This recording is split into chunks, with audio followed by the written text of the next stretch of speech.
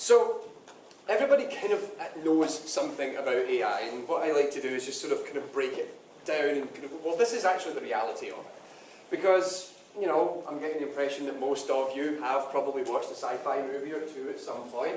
And, you know, after like the last 50 years, if you go back all the way down to, let's say, the day the Earth stood still, all the way through the 70s and 80s, kind of Star Wars, Star Trek and everything else, we've kind of figured out that it's all about robots and computers that can think for themselves. Okay? We got that kind of general gist. Everyone kind of knows that's roughly what it is. Except they also have a habit of being evil. They also have a penchant for destroying the human race. And yeah, I really wanted to kind of address this, because that's not entirely true. A little bit of it is, but not all of it. They don't really want to destroy the human race. They don't actually think about it on that level. In fact, what AI typically thinks about is just doing what is the correct thing to do, which usually is at odds with how we think, because what a system might think is correct kind of flies in the face of our morals and our ethics and all these mushy emotional things that we're so attached to. So that's what we're going to do today, is just kind of give you a brief history of what it is, how it works, and what we've kind of been doing for the last little while, because AI has been going on for an awful lot longer than you actually think. Because, like I said, we often associate everything with fiction, and science fiction often raises scenarios where humans are in contact with artificial intelligence. And I love this, don't get me wrong. Pretty much every example I'm going to reference between now and the end of this lecture, I have watched at some point, if once not like 100 times. You know, AI-controlled societies, where we actually look at, for example, if you talk about the Ghost in the Shell TV show and also the movies that they made. The movie, of course, came first, but then they did the standalone complex TV series. There's a new TV series just came out. And a lot of that is about cyberization and the kind of boundary between what is machine and what is human. As humans gradually more and more cyberize themselves and develop computerized components in their bodies, which are then hackable or can actually be controlled by an artificial intelligence, and the problems that that causes. In fact, it's a cop thriller. If you've never actually watched the standalone complex series, it's well worth checking out, because it addresses a lot of these concerns while also being within the confines of an actual kind of cop series. It's quite fun. Societies where AI is illegal. The remake of Battlestar Galactica from a few years back, there's a big element of that. Artificial intelligence no longer exists on their original home world, because they originally built the Cylons, and Cylons then had a penchant to kill everybody. Remember that whole thing? We create an AI and 5 minutes later it goes, death to humans!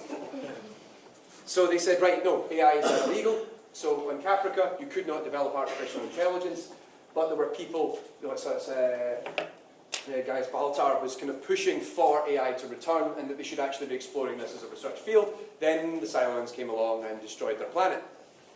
Spoilers. It's the pilot, don't worry about it. The whole series after that is like dealing with that whole thing. AI apocalypse. I put the Terminator up there for obvious reasons.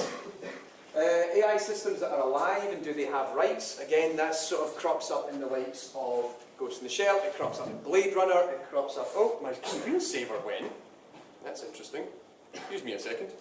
Oh, it's because I'm on the power mode. That's what it is. I forgot to plug my power supply in. Dave, could you plug my power supply in, please?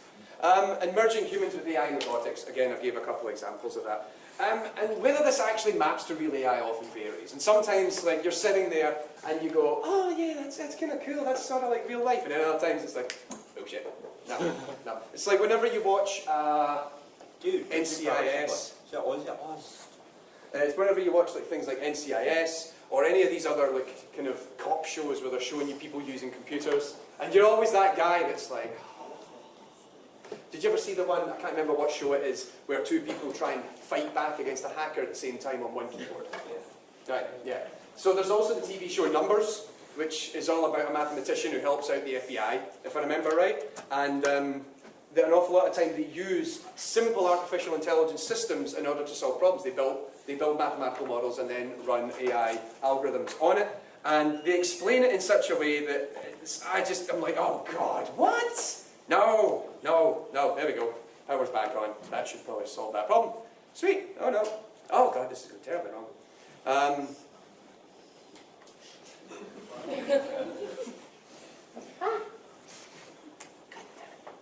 Bear with me. Technical problems. That's better. We know that. Killing people, everybody. Right, next thing.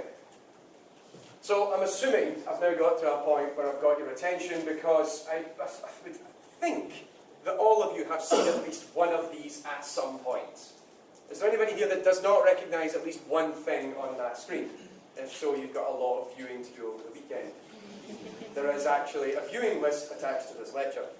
And I bring out some of my favourite examples, whether you look at sort of Shodan from System Shock 2, for those of you who remember that, you know, people were actually making shock games before Bioshock. The likes of Blade Runner, Aliens, Star Trek, X-Men, Battlestar Galactica, Iron Man, Transformers, Hitchhiker's Guide to the Galaxy, Star Wars, WALL-E, Futurama, iRobot, that's specifically Child of Eden and Rez, for any of you who are very particular fans of an old school Dreamcast shooter. Of course, Borderlands, and that blasted little kid from AI hated that movie, absolutely hated that movie. So, let's get down to it. What am I actually here to talk about? It always boils down to decision making. You know, and I stress this when I teach the Game AI class in the final years, that every day of your life you make important decisions that have an impact upon everything else that happens to you. The most fundamental, probably, at this point in time, is that you at some point got out of bed, assuming you went to sleep last night. Because some of you might have stayed up all night and played Dota or whatever else, and you just hyped up on energy drinks like, oh my god, I'm just going to explode. No, you typically go to bed, you wake up in the morning, and why do you wake up in the morning? Why did you get up out of bed this morning? Attended lectures. You attended the lectures? Why you attended lectures? Right, why? Get a degree. Get a degree, why do you want a degree? Get a job. Why do you want a job? Why do you want to make money? Buy stuff. Why do you want to buy stuff? Alright, I've got you to the point I've exhausted you. Well done, well done. The final year I did it to a couple of weeks ago was just like, oh my god, what? It all boils down to the fact that at some primitive level you understand you're going to gain something from the experience. You are going to get a reward, and that's the key thing. I'm going to get out of bed today, and the thing is that you don't, the reward of getting out of bed isn't immediate. In fact, it's the last thing on your mind when you get out of bed, because usually the first thing is,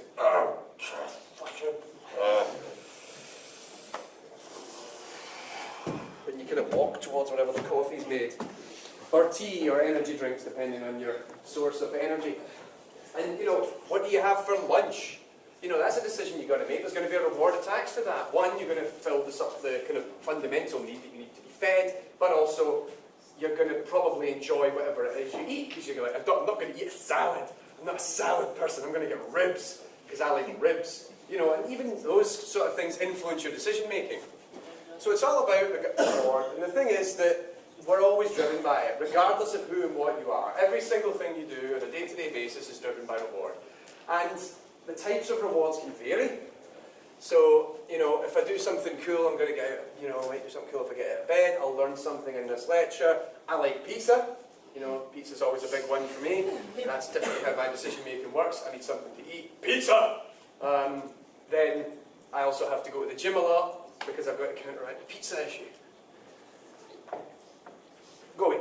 And the thing is that, like I said, rewards aren't always as explicit as you think.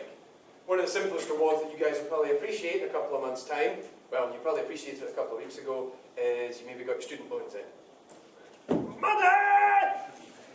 Everybody bought a PS4 or an Xbox One, or paid their rent if they were responsible.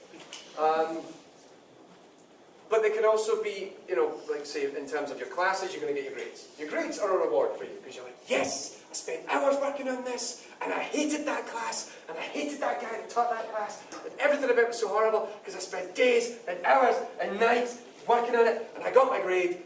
Screw that guy. Yeah, one step closer to getting my degree and getting the hell out of here. Of course, you guys have got a long way to go there, but, you know, maybe you think about it far more politely than that. I had issues with some of my lecturers, but most of the lecturers here are pretty cool, I think. I'm not. Talking about me. Oh.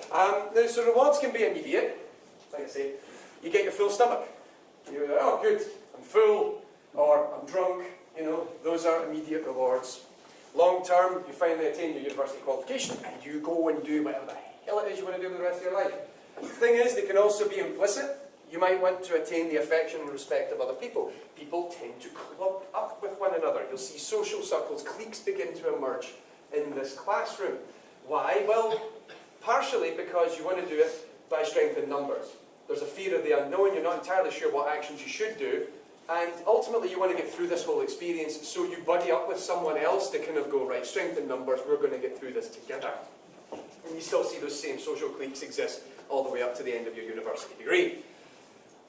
And you can end up developing the respect or admiration or friendship of other people, and that is kind of a reward on some weird level. You know, there's also like falling in love and being all mushy, and that's also kind of a, you know, that's actually a reward for people because we value that sort of thing. Machines don't value that, but people value that. The explicit one, of course, is money.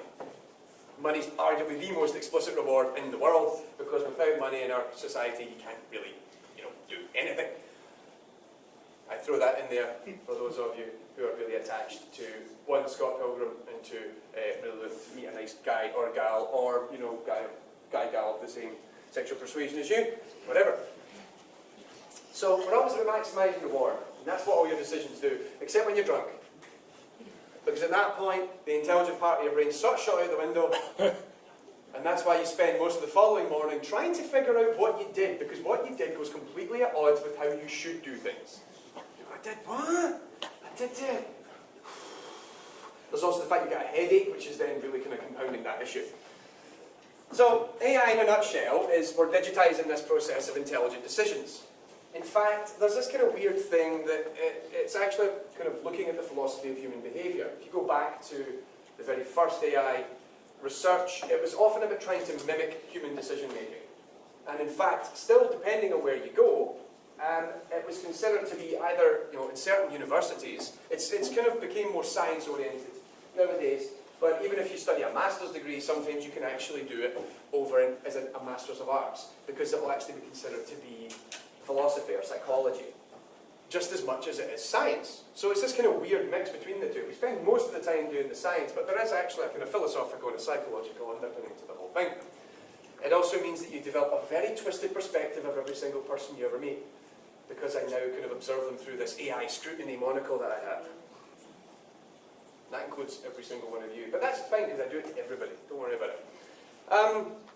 We've been sort of arguing about what AI should be, and that's been arguing for 100 or so years.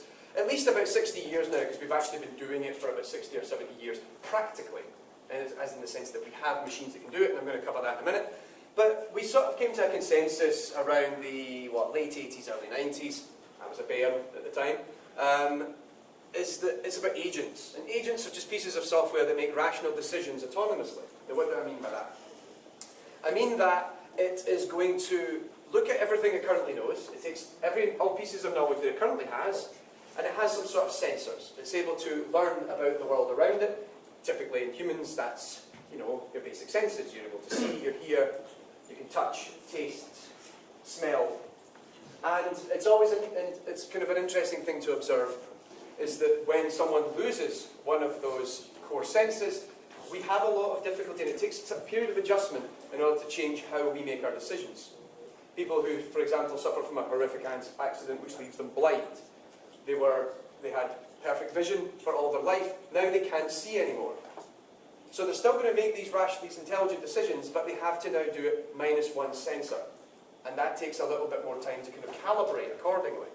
Now, like I say, I'm doing it in the sense of what we would typically do, but in machines, that can be a different type of sensor. It can just be data that's passed in via a method, or like a socket on a network. The other thing, and this is kind of why we keep coming back to it in science fiction, is that the rational decision is the best possible decision you can make at any point in time. Now, rational decisions don't care about morals, they don't care about ethics, they don't care about your belief systems, religions, you know, whether or not it's to be good or bad. Killing people, in fact, sometimes the rational decision might actually result in someone being hurt. Now, that's a really horrific circumstance to find us in. And you've seen it in the media a lot more now, because we've got these autonomous aerial vehicles, which are now being deployed in military situations. And there's a moral and ethical issue attached to that, because these things might actually recognise that the best way to resolve the problem it currently has is to blow up a cave, or a building, or a bunker. But this might actually result in collateral damage. Perhaps, yes, there will be combatants that are killed, but you could actually potentially kill civilians. where does the moral and ethical issues lie there? And this is something that we haven't really came to a consensus on, because it's that thing about the gun manufacturer versus the guy that pulled the trigger. But that's actually matured a little bit. I was going to say, well, unless you're American, I guess. So the thing that really is a boundary between humans and machines is that rational decision making is essentially something that we cannot really do, because we get angry, our emotions can often get in the way, we become frustrated, and because you really like someone, and then you kind of do things in order to impress them, or you want to be with them, or whatever else. That governs your decision making, that affects you on some level, that machines don't really suffer from that problem. And to say that artificial intelligence is a niche subject is an outright lie. When I originally wrote this slide, I was like, right, let's just come up with like the first couple of AI sub-disciplines I can think of off the top of my head. I actually originally wrote 3 slides, and then just cut it down to 1. To say that artificial intelligence is a sub-discipline of computer science is something of an understatement. It is a massive, massive field of study. And you can find people that will dedicate themselves solely to doing just one part of this for the entirety of their professional career.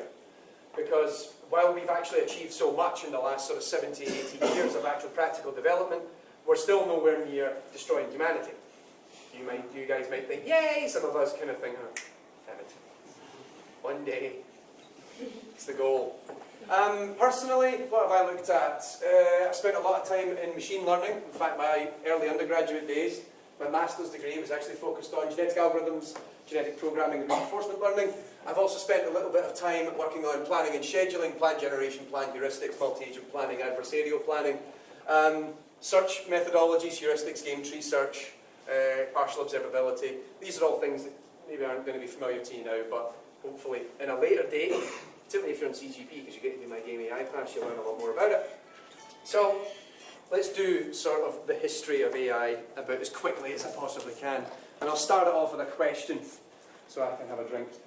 Put your hand up if you can give me a rough guess. When do you think the first AI research was ever actually conducted?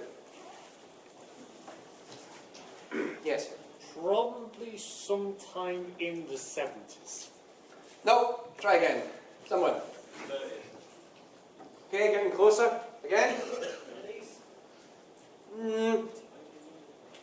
it around the same time the first computers were made? Oh God, no, that was like way too late. The answer is actually somewhere in the region of, well, I'll actually come to that in a minute.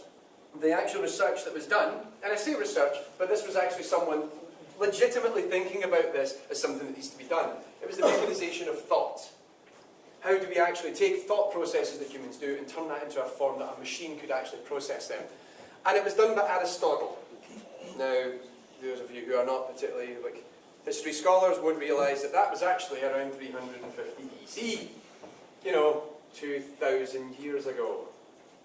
We've actually been doing this for a long time, and one of the interesting parts is if you think about it in terms of the philosophical side, but also actually on a practical side, we've been doing it for a lot longer than before computers were ever actually devised. So there's a little picture of Aristotle in there. That's not an actual photograph of him, obviously. Unless he turned to stone at some point. That guy toughened up. Two of the ones that I actually find really interesting to look at is Raymond Lull, who developed machinery to work on the most basic of logic computations. And yeah, he did that in the early 14th century. What? And Gottfried Leibniz, who was a mathematician, had actually came up with symbolic logic, which he referred to as the Begriffsschrift. It's German, of course, so, it's kind of a complex word. And that was in the late 17th century. One of the interesting things about what Leibniz was doing was that he actually developed formal logic about 200 years before we actually agreed formal logic existed. So formal logic, in the kind of mathematical sense, actually appeared in the 19th century, I think. Or was it the 18th century? I forget which one it is. However, what was really cool about it was that he'd actually came up with roughly the same conclusions, but did it as a side project. It was like something he did at the weekend when he was a bit bored. I'm going to work on this whole formal logic idea. This seems kind of cool. But then he never actually told anybody about it. He never published any of his work. He just left it sitting somewhere in a cupboard. Excuse me.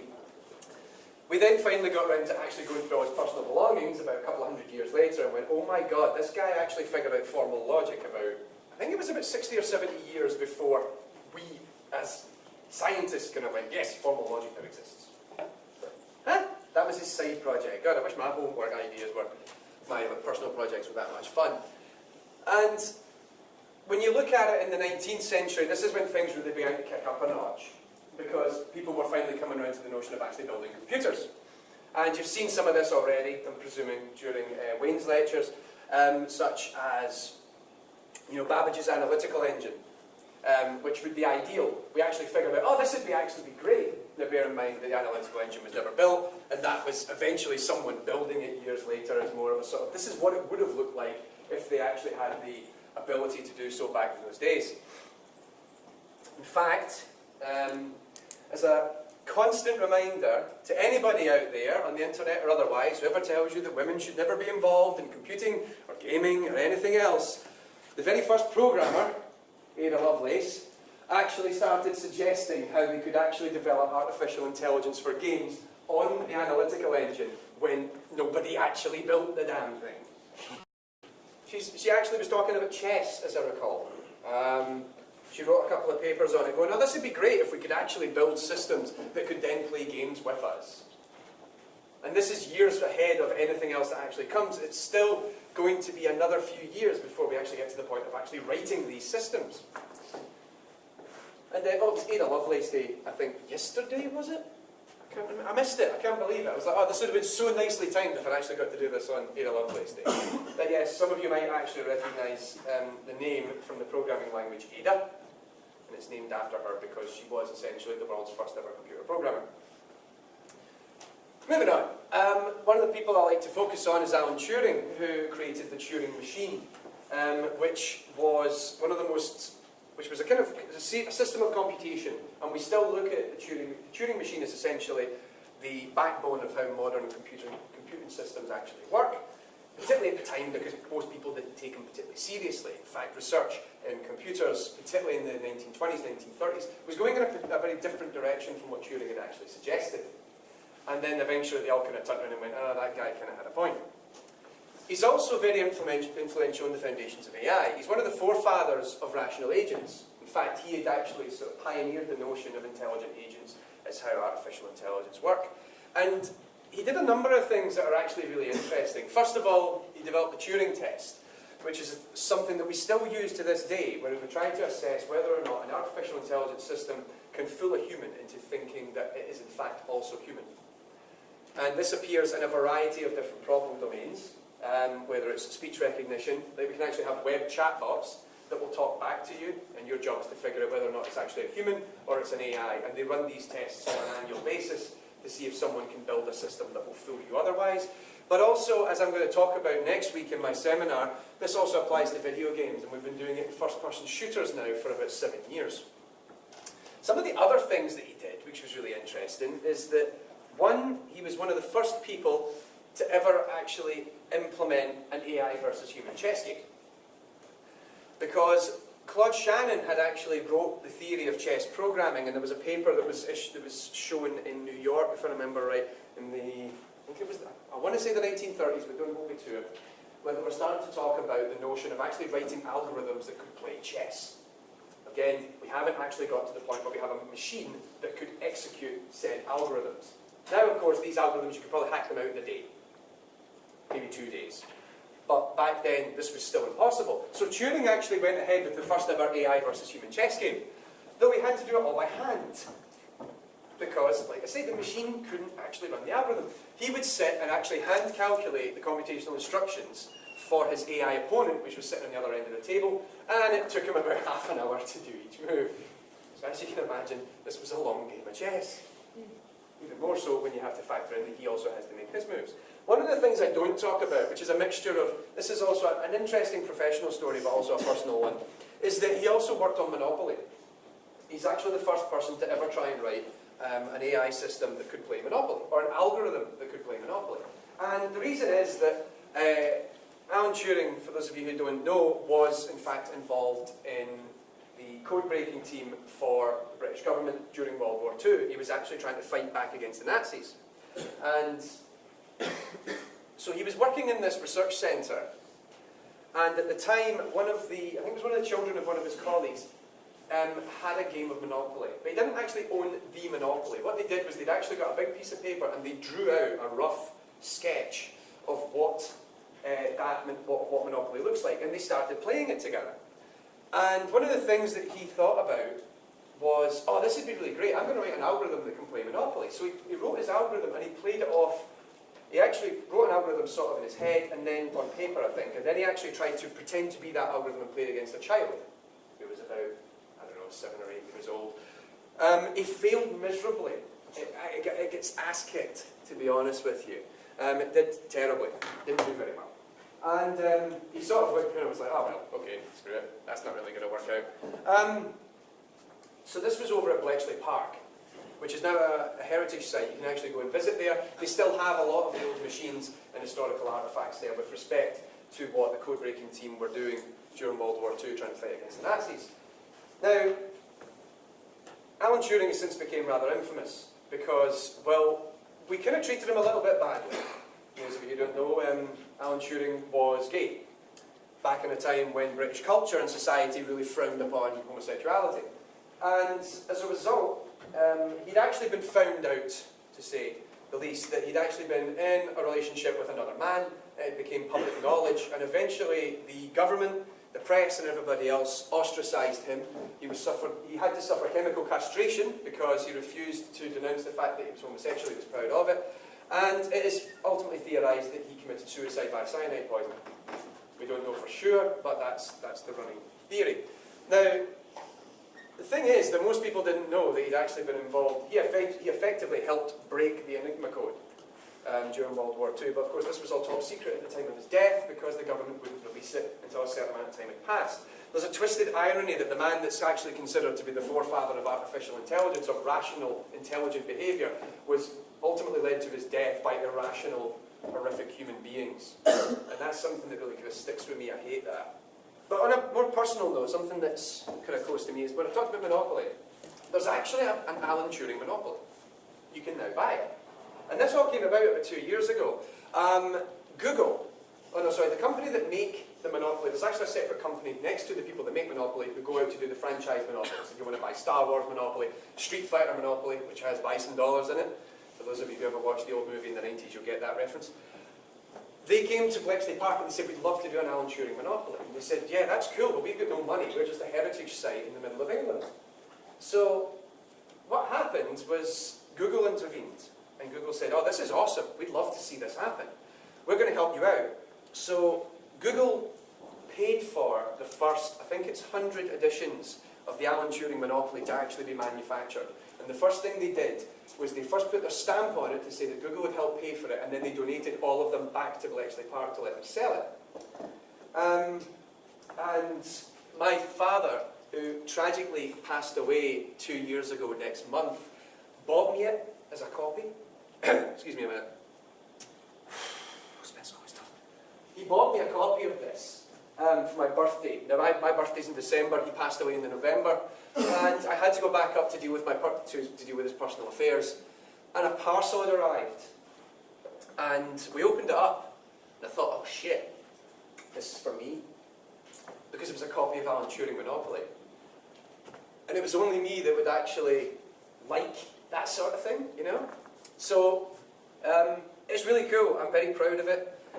To date, I'm still the only person I know that owns one. And sometime maybe I'll open it up. I still haven't opened it. I've never had the courage to open it.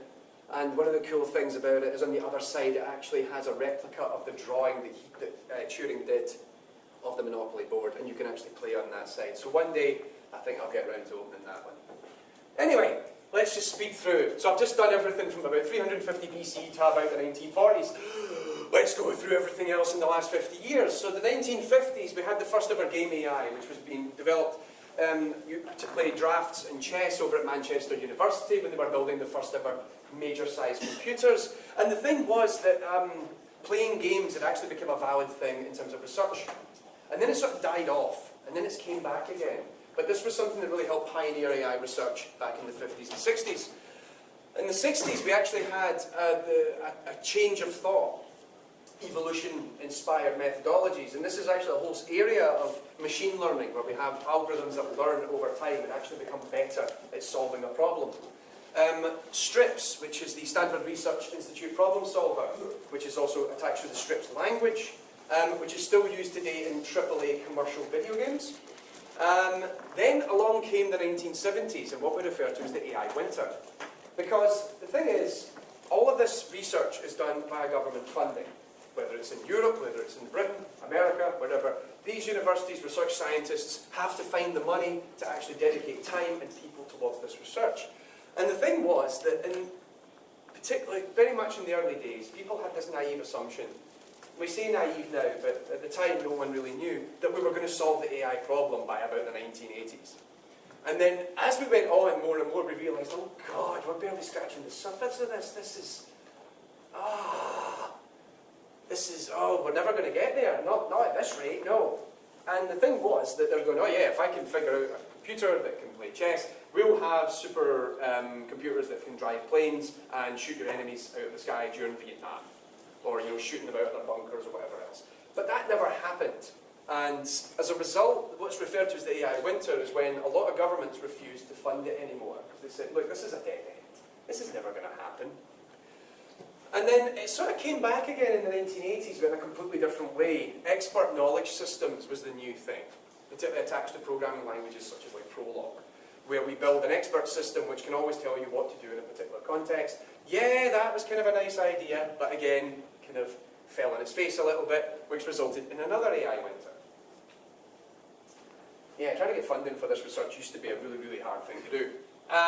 Then in the 1990s, this notion of intelligent agents came along, and we've kind of stuck by that for the last, 20 odd years. We're doing pretty good. Also, some of you might have heard of Deep Blue, which was IBM's research project to create the first ever computer that could actually play chess. Everyone hailed it as this kind of breakthrough of artificial intelligence when it's not really artificial intelligence. It was a system that was hardware optimized to play chess. It had an entry and exit database where it could very quickly query this database to figure out the optimal move in a given context. And it's well known for beating then chess champion Garry Kasparov. 2000 onwards, IBM's Watson was one that's been on the web a couple of times in the last few years. If you maybe saw it, it was the first ever artificially intelligent system that used case-based reasoning that went on and played Jeopardy. You can go and find it on Google. There's 3 episodes where that system plays against 2 of the best Jeopardy players that are currently alive. And it does really, really well. It's worth checking out.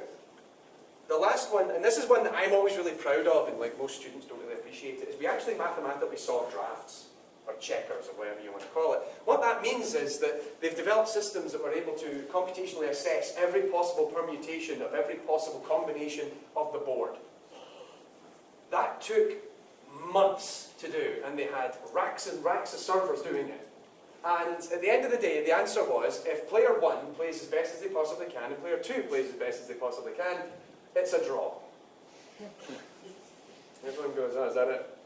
No, there's no bias in the game. It's actually, it's always going to be a draw. Whereas when you reveal this to AI researchers, they go, oh, we actually figured that out. That's amazing. You guys don't appreciate it. It's a shame. It's a shame.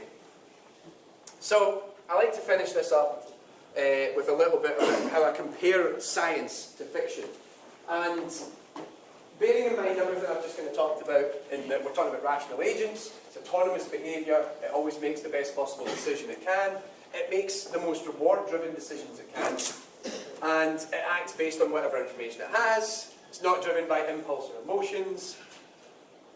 And then you look at all this again, can you think of any of these that actually map quite well onto what I've just talked about? Now I've got a couple. There's one I'm particularly fond of. You can see my t-shirt, I'm probably giving it away.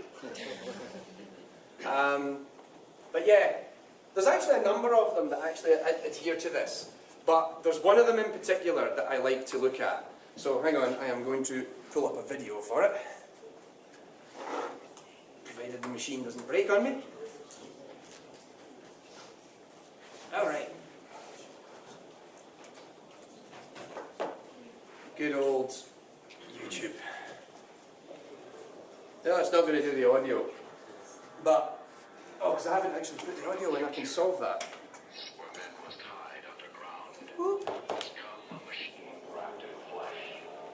Now, for those of you who don't actually know what this is the original theatrical trailer for The Terminator, which comes from 1983, 4? Right then? Hang on, let's see if I can kill the lights. You can see it a bit better. Oh wow, bit of burn there on the screen.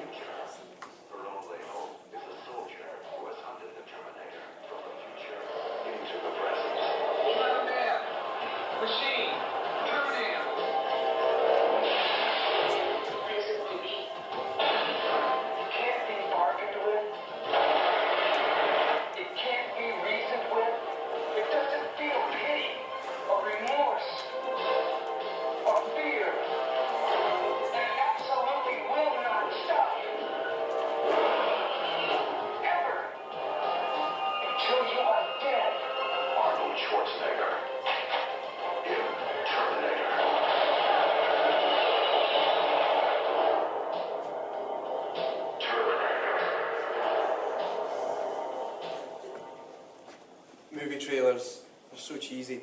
And also they give away like half the plot as well, which doesn't really help. Now, I pick up on The Terminator for a very particular reason. One, I'm very fond of it. As you can probably tell. Show of hands, who in here has never actually seen either Terminator 1 or 2? Cool, that's your homework for this weekend. You've got to do the first one. Once you've done the first one, you can go and watch the second one. What if you probably pick it up on DVD for a couple of pounds? It might be on Netflix or a Love Film, I'm not entirely sure. What if you haven't seen what about Salvation? The fourth I one? said 1 and 2. There only is 2 Terminator movies. There's also a TV series that's actually kind of worth watching. Now the reason that I pick out The Terminator is that I've got a bit of an infatuation with it. My dad was a terrible person because he let me watch this when I was about 10 years old. I went, oh my God. This is the best thing I've ever seen, bearing in mind that Terminator was originally an 18. It's been downgraded to a 15, I think, eventually, but it's an 18. And, yeah, terrible and awesome parenting at the same time. Now, the thing that, and it's actually one of the reasons I kind of now do what I do, because I became so infatuated with it. Not Arnold Schwarzenegger, exactly, but just the Terminator. And the thing that's really cool about it is it's an entirely objective character. For those of you who've never seen them, the point of the Terminator is it travels back through time in order to eliminate the mother of its enemy, who in the future there's now a war going on between man and machine, and the machines figure out, Skynet, their supercomputer, if I go back in time and kill this man before he's even born, the leader of their resistance, this will never happen, I will win. So it sends back someone who looks remarkably like a very famous Austrian bodybuilder. And the thing is that it figures out what it needs to do, because the Terminator, as it's explained in the movie, has to go back naked. Nothing dead will go through the time portal, so they have to dress it up in flesh. For some reason, they make it look and sound like an Austrian bodybuilder. Who knows? So it arrives on Earth in Los Angeles in 1984, and it's butt naked. So the first thing it needs to do is it realises that I need to have clothes, because I'm not going to blend into society if I'm just walking around going, hey, how you doing? And just sort of hanging out like this. That's not going to be going well. I mean, already you're looking a bit nervous, and I'm actually fully clothed. So if this big guy comes up and does this, well, that's not going to work. He's not going to blend into society, so he mugs a couple of guys and takes their clothes. The next thing he needs to do is figure out where his target is. Now, of course, in the future, all the records of where someone lived in 1984 are gone. So he needs to find a way to resolve that, because there was a nuclear holocaust. So he actually finds a phone book. Throws a guy out the phone book, finds the phone book, and looks for his target, Sarah Connor. Only knows the first and last name, doesn't know what her middle name is. So finds Sarah Connor in the phone book, tears the page out. He then systematically kills everybody in order in the phone book. Now the thing is that you go, well, oh, okay. And I like that, because it's very much like an artificial intelligence. It also learns a lot about its environment, it learns how to interact, it begins to talk to people. Sure, it goes, fuck you, asshole, which isn't exactly a great way of blending in, but it knows how to actually react and interact with people in our society. And there's the line, the reason I picked that trailer is there's a great line in it by Michael Bain, who plays Kyle Reese, and he says, to Sarah Connor when they're hiding in a car park right after the first major battle between Kyle and the Terminator happens. And he says, you know, the Terminator's out there, it can't be bargained with, it can't be reasoned with, it doesn't feel pity or remorse or fear, and it absolutely will not stop ever until you are dead. Because that's what an artificially intelligent system would do. Its objective is to kill her. And it will keep doing that.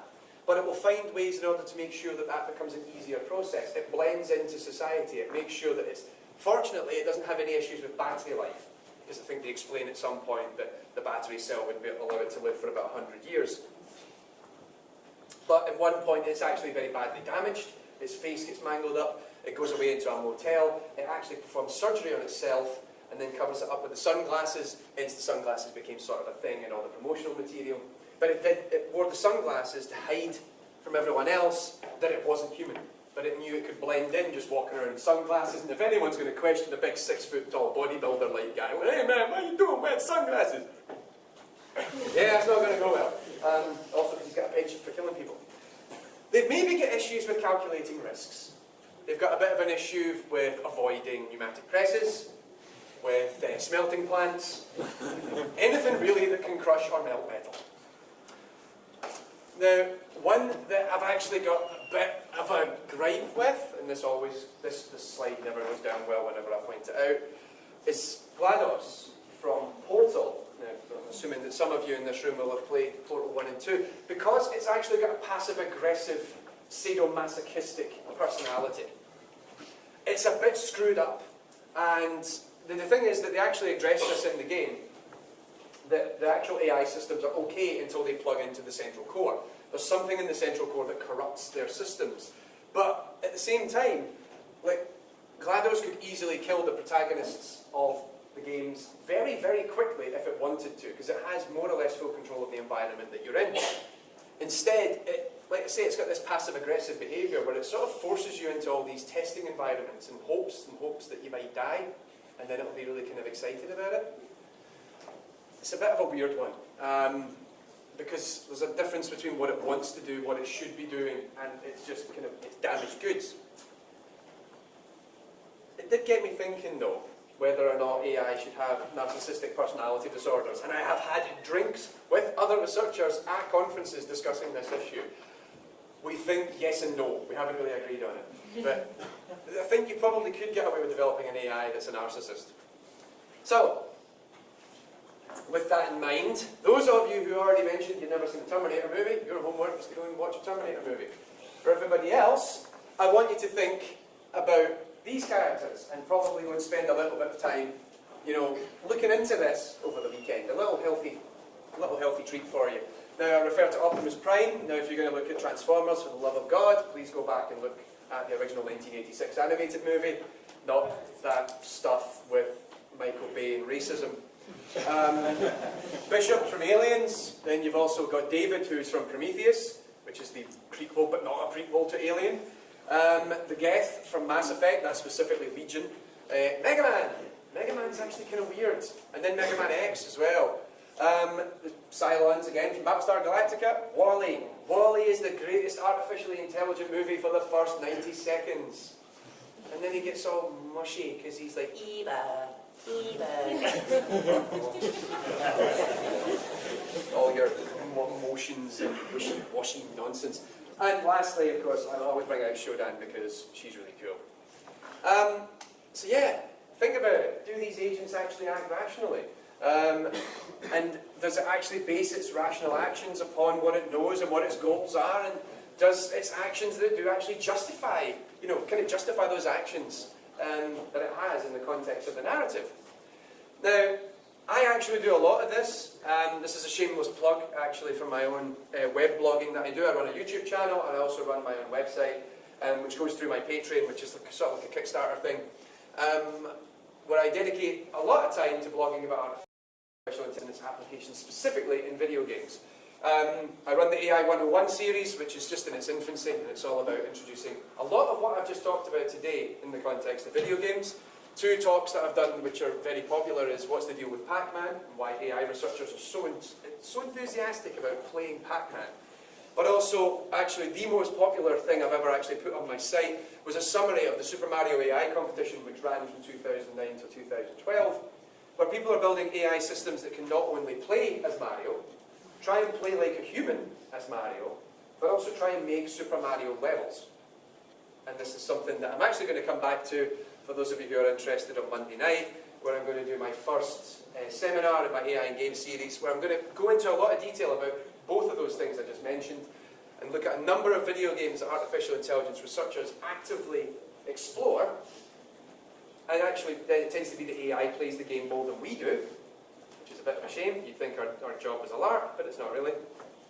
And specifically, I'm going to be looking at the likes of Pac-Man, Ms. Pac-Man, Super Mario Brothers, Unreal Tournament, StarCraft, and also probably looking at a few others, such as Tomb Raider Underworld, Angry Birds, and some recent stuff that I've been working on in Spelunky. And with that, I am done. Any questions before we finish up?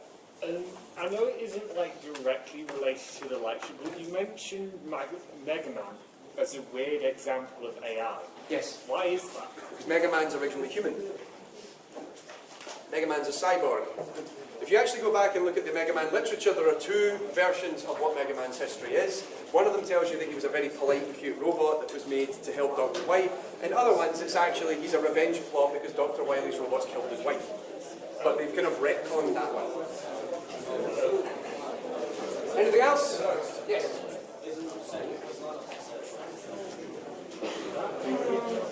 So it's not artificial intelligence that is actually modeling after another person. That's behavior modeling. Behavior modeling. Last one. Can you make artificial stupidity? Oh, we're looking at it.